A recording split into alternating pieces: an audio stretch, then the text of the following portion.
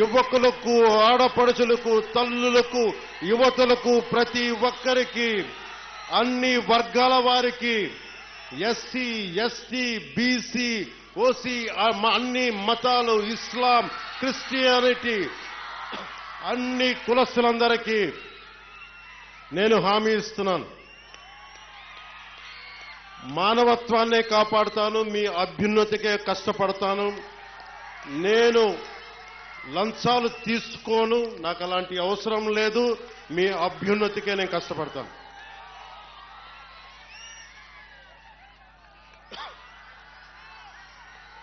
నేను చాలా రోజుల నుంచి మీకు చెప్తా ఉన్నా,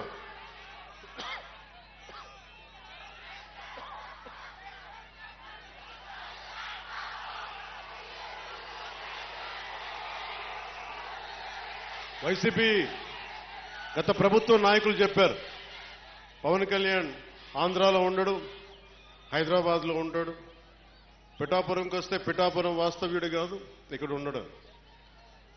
నేను ఈ రోజున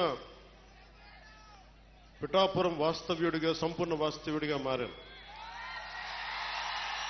ఎలా ఇందాకే ఒక రిజిస్ట్రేషన్ పేపర్ సంతకం పెట్టాను, ఒక 3 ఎకరాలు కొని ఇప్పుడే సంతకాలు పెట్టి వచ్చాను, రిజిస్ట్రేషన్ చేసి వచ్చాను. ఆ మాట చెప్పడానికి లేట్ అయింది, రావడానికి లేదు. నాకు ఒక్కటే, నేను మీకు అండగా ఉండే వ్యక్తిని. నేను మీరు చూడండి, మీరు నాకు గుప్పిడంత గుండె బలం ఇస్తే నాకు, నేను హిమాలయ పర్వతాలనంత బలంతో, తేజస్సుతోటి మన కూటమికే అండగా, విజయానికే మేమందరం అండగా పనిచేస్తాం. మీరు ఇచ్చిన స్ఫూర్తి. మీరు యువత ప్రతిసారి నలిగిపోతా ఉన్నారు. మన వెళ్తా అన్నా మాకు ఉద్యోగాలు లేవు, ఐటీ పరిశ్రమలు తీసుకురా అన్నా, మాకు పరిశ్రమలు తీసుకురా. ఇందాకెళ్తే దారి పొడవునా మాకు నీళ్లు రావట్లేదు.